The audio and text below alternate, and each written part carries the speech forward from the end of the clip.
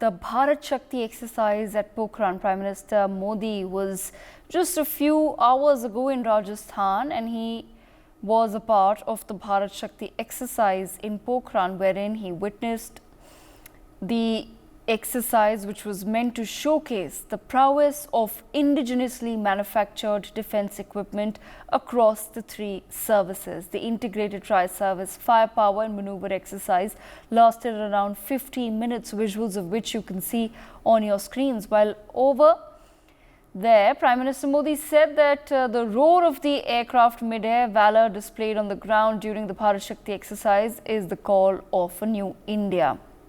Meanwhile, Modi archive account on X has now posted an intriguing clip wherein the BJP Karyakarta, that was Narendra Modi in 1998, celebrated India's successful nuclear test in Pokhran, wherein he emphasized how the scientists involved in the program were entirely educated in India. Let's quickly listen in to what the Prime Minister had said back then. He laid out a vision 26 years ago of an Atmanirbharta in defense, and are we at the cusp of now really claiming that we have achieved it? We take that conversation forward with our guests, but before that, quickly listen in.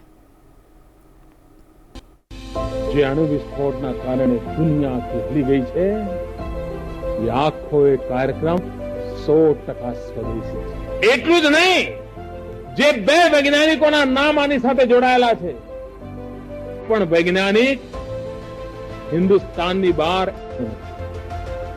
એમનું સંપૂર્ણ શિક્ષણ હિન્દુસ્તાનમાં થયું છે. એટલું જ નહીં, અબ્દુલ કલામ તો તમિલ મીડિયમમાં ભણેલા છે, અંગ્રેજી મીડિયમમાં પણ ભણેલા. There you heard it, and we will try to put out some more clips of what the Prime Minister had to say today as well. But before that, we take our conversation forward. I have with me Major General Dhruv Katoch. I also have with me Air Vice Marshal Ashok Kumar Sharma and Group Captain V.N. Jha with us on the broadcast as well. Let me begin with Major General Dhruv Katoch. Major General Katoch, sir, I'm sure you've also seen if not the entire exercise, but at least bits and pieces of what was happening in Rajasthan today. What were your first thoughts on what was taking place? Thank you, Devika. Devika, I think it is very important to note that as far as today's Tri-Shakti exercise was concerned, the weapon systems which are used were indigenous. Now, this pertains to the aircraft, to the missiles, and to the artillery equipment, etc., etc., and of course to the surveillance system, the radars. What was seen was indigenously prepared. Now, I think India has come a long way as far as indigenous production is concerned, though as per the latest CIPLI report, India is still the largest importer of weapon systems, which simply shows two things. One is that we have still got a long way to go, despite the fact that we have come so far, because our defense imports have shown a reduction of 11%. Which is indeed sizable. You know, that is a great achievement. But it also indicates the levels of threats which we are facing, which have to be countered. I think slowly and gradually, which was also the dream of our former president, Dr. Abdul Kumar,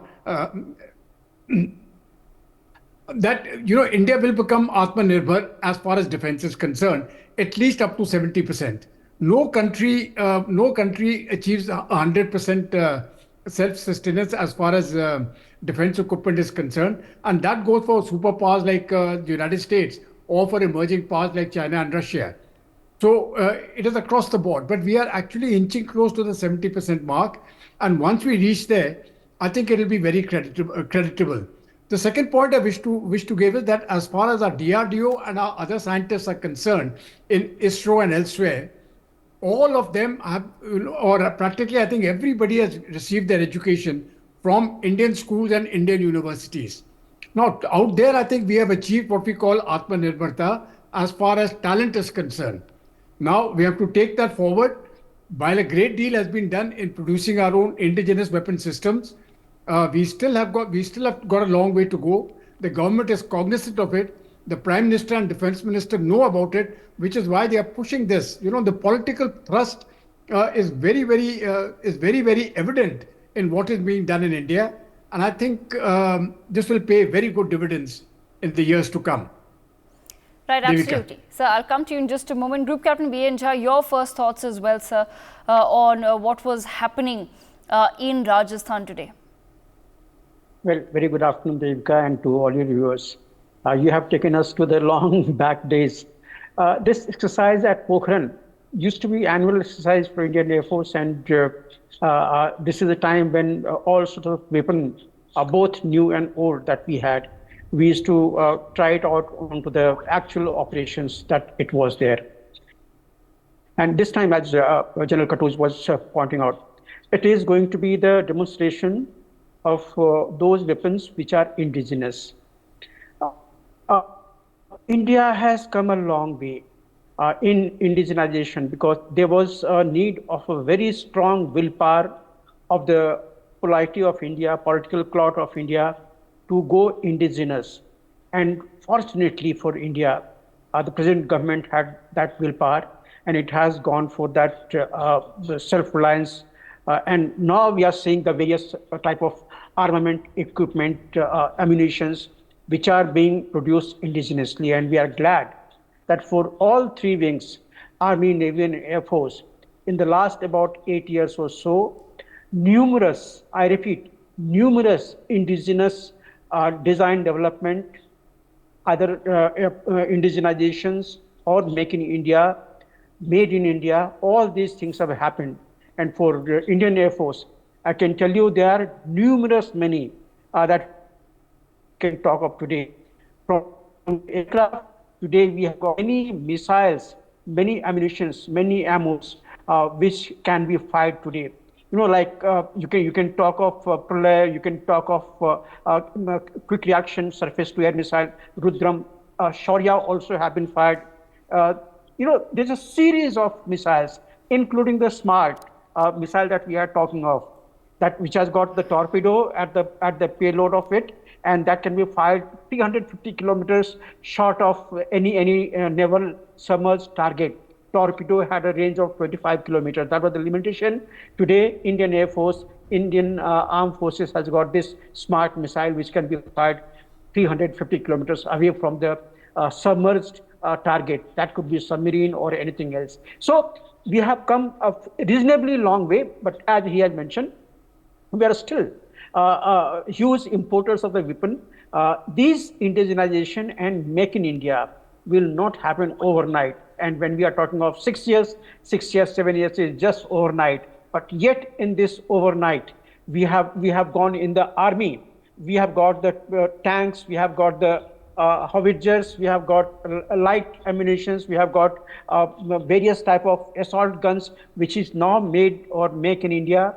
We have in the Indian Air Force, I have already mentioned to you that we have got the aircraft LCA, which is operational today. We have got helicopter, combat helicopter, Rudra, that is there with us, and various type of indigenous ammunition that we have got. So all these are there. In the Navy, earlier we used to say sky is limit, but moon, sky and moon is now close to our hand. Now cosmos is the limit. For the Navy, the moment we have made indigenous aircraft carrier, that speaks of volume of the capability of Indian might in the technology. So for all three services, as well as the strategic force for the missiles, we have almost now going to get everything made here in India, but still, in technology, what we say that you don't have to invent the wheel again. So what is available to you through your own sources, through your friendly nations, technology, you don't have to make it yourself. You take that buy off the shelf and put it to use into your system. So that is how usually the design development of high-end technology that happens. And I'm glad all these are happening. And today at Pokhran, it is all being demonstrated, and it will speak volumes as your reporters and other people, they keep on repeating the precision with which all these ammunitions and the equipment will be working on. It's a laudable effort, Erika. Absolutely. Air Vice Marshal Ashok Kumar, let me bring you to the conversation as well. So I just want to understand from your perspective, we're looking at now a large system of equipments and weapons that were displayed in the Bharat Shakti exercise today. There were the T-90 IM tanks, Dhanush, the Sarang gun systems, the Akash weapon system, logistic drones, robotic mules, the advanced light helicopters, and then of course the Tejas LCA as well. With this list now out there showcased and only continuing to grow under the forces currently, what do you make of where India is headed as far as now supply of defense systems is also concerned? Yes, we've already begun, sir, as we understand the supply of many defense equipment to other nations. But how do you expect then this industry as a whole to grow? So I'm going to request you to unmute yourself.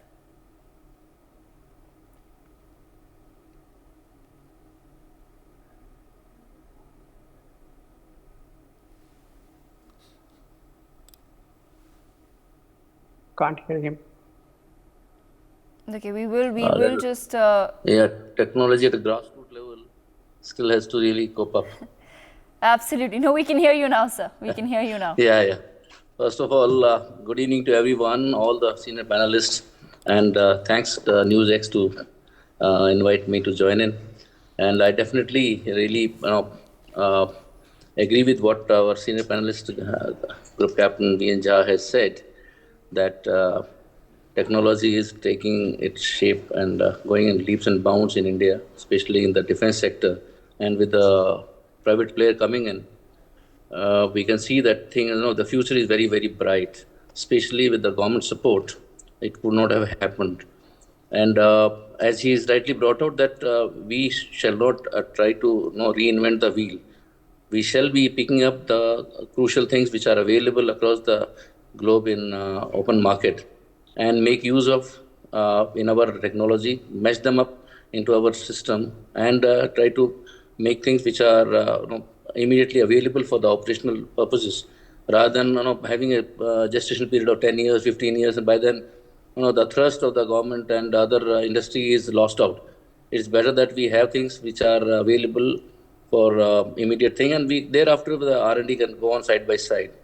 And as you have already brought out, the HAL is going full hog on this issue, and we have got order line available with us to even export to the countries which are looking at us as a technology master.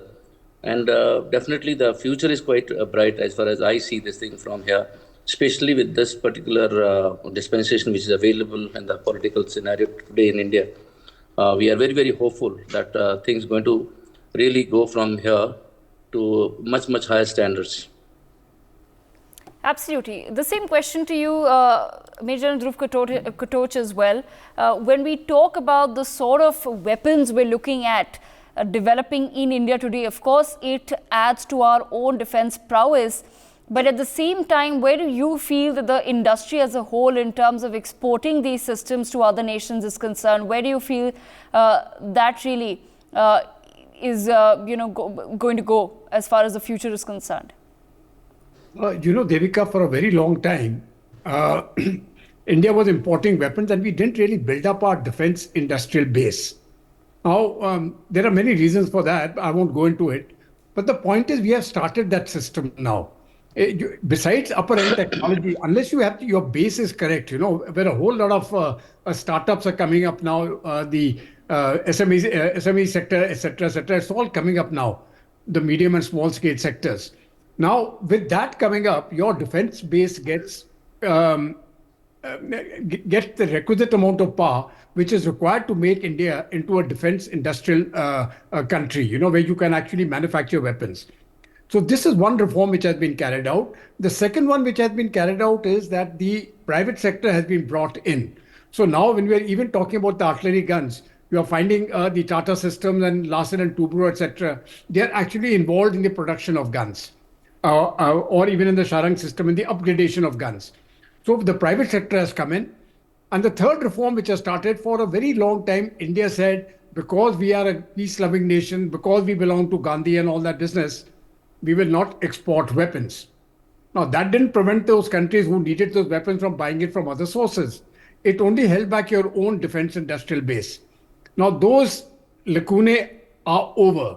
The present dispensation has made sure of that. So now we can export weapons, we can involve the private sector, and we are giving a great boost to the smaller people. You see that the small and medium sector, everything doesn't have to be a complete system. These systems require subsystems, they require smaller parts, and that is where the industrial defense base comes up. Now, these two bases, one in UP and one in Tamil Nadu, they're coming up. But once they are fully functional, I think you are going to see a great change. The previous panelists have very rightly said that, in our present security scenario, we need to have state-of-the-art weapon systems. And if we don't have them, then we will buy them. That is true. But now what is going to happen is that while buying them, we are also carrying out our own R&D on these on these technologies, especially like just to give an example of the Advanced Medium Combat Aircraft, the AMCA, which will come in due course of time. If we can actually compress those time schedules, I think it will be great. And I have a feeling that the government, because now every aspect of defense has got political ownership. It always had defense ownership. But now I think it has also got political ownership, which is a very important part. Without that ownership, things really don't move. When you're looking at our India space program, right from the beginning, it had political ownership. And now you see today is a leading space nation in the world. Similarly, now that the defense industrial base is getting political ownership, I'm quite certain you give it another, say, 10 years, we are going to be a leading power as far as defense manufacture is concerned. We will be exporting a large amount of weapons to the world, and our dependence on imports is going to dramatically increase in future. Devika. Absolutely. At the same time, Group Captain Bianja, while I don't mean to take away from the importance of what has happened today, but as we were discussing earlier as well, sir, there was a crash of the Tejas LCA, which of course must be spoken about and addressed as well. I want to understand from you, what is it that then needs to be learned from such incidents, and how do we ensure that it doesn't really become an issue as far as our exports to other nations are concerned? When we talk about the safety of our own aircrafts and equipments, how do we ensure that these sort of accidents don't take away from what we've managed to achieve so far? Devika, I just want to stress a little more on what General Katu has just now said about the export part. We don't, or any nation, about export. The moment you design, develop, and manufacture quality weapons, there will be buyers worldwide. Like we have seen, the BrahMos has gone to Philippines. Like this, in the coming years, we will see many of our weapons which are world class, at par with the best. Some of our Howitzers, the upgradations on the T-90 tank that has been taken place through L&T and the Korean. There are numerous upgradations which has made these equipment at almost at par with the best.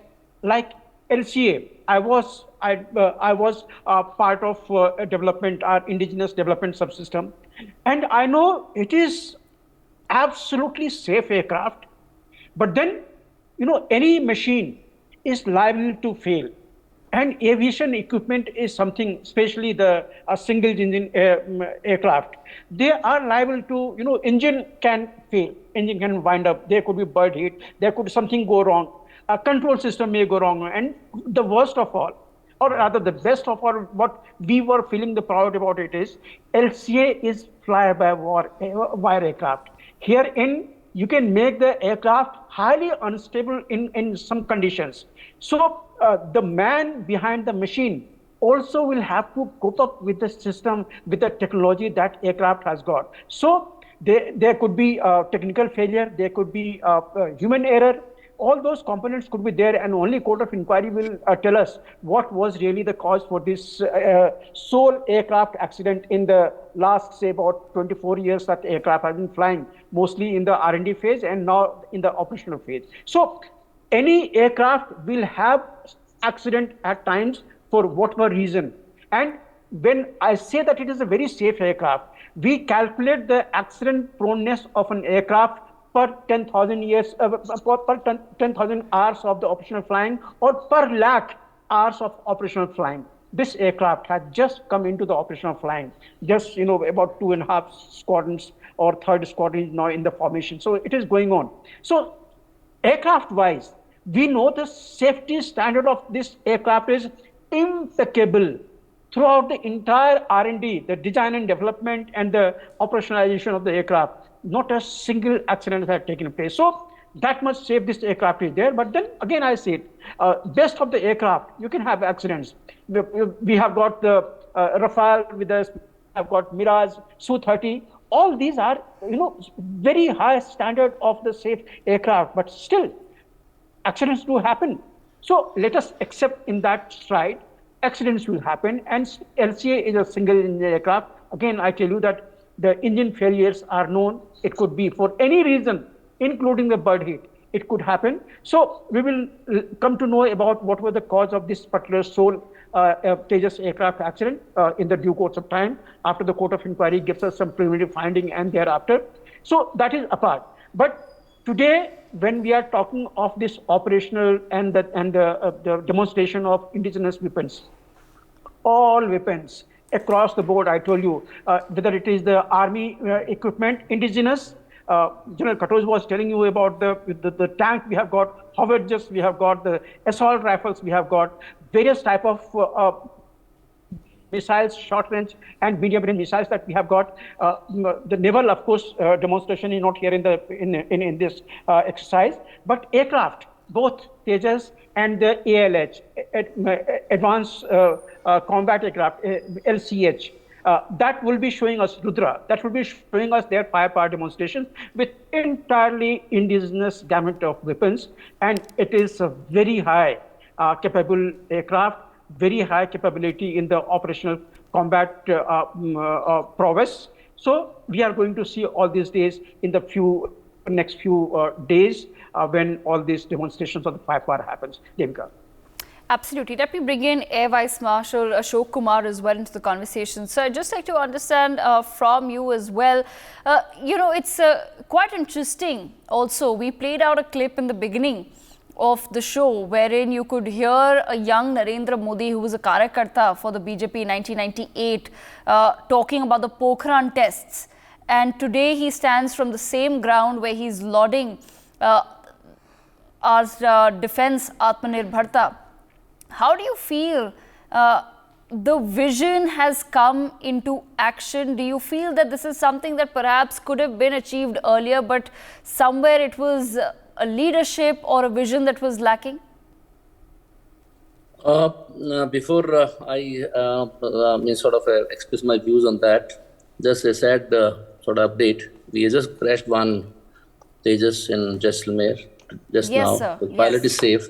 But as Captain Jha has said, that once we are in a position to produce the top-of-the-rack equipment, there will not be any problem as far as their exports and not their general acceptability in the global market. Before I come to the main point what you have brought out, just to update, during 2022-23, that is the last financial year, we have defense production of 1 lakh crore rupees of item. And we also had a very hefty export, that is about 16,000 crore during the last financial year. So our equipment are being accepted in the market, in the global market, because of its quality and the technology advancement which has taken place. Coming to the point where that could we have achieved this thing before this particular present dispensation? One is that, yes, everything takes its own time. We have come out of the British Raj after good about 250 years. And thereafter, the priorities were slightly different. But yes, 70 years of independence was good enough for us to focus onto the defense. But then we had three big wars, and then we have Kargil. We have been probably trying to do a firefighting things to a certain extent, and hence we had to procure the things off the shelf from the market. And our R&D was, in a little shambles, and we could not really do much. We were only in the process of, wherever we could get the technology transfer, we were doing the assembly at our HAL and other various places. But now with the situation is stabilized to that extent, and there we know that our borders are secure. We know that we are accepted as a global leader. It is, in fact, becomes incumbent on our part to now show our progress, show our progress in all the sector, and defense cannot be excluded out of that. And hence, this particular thing is happening now. And of course, there is a definite thrust by the present government of on the indigenization of the thing. The number of equipment which we have taken off from the import list is also speaks of our solid resolve that we would like to go in for the indigenization path. Besides the indigenization per se, it is also a call of the hour to provide sort of a business to our people, employment to our people, as well as to upgrade the technological wisdom which is there in our technocrats and our scientists and our defense experts. It is it's become a binding on us to do that. Otherwise, we'll continue to be trailing behind the other nations of the world. So that particular situation cannot be accepted. And the present government has really realized, and they have now gone into all-encompassing system in terms of putting full thrust both financially as well as from their resolve point of view. So that, I think, is going to really show us the results which are expected in the coming years. Right, absolutely. On that note, I thank all of our panelists for joining us on the broadcast to take us through their views of a major development that has taken place in India today. For more such videos, subscribe to the NewsX YouTube channel, hit the bell icon.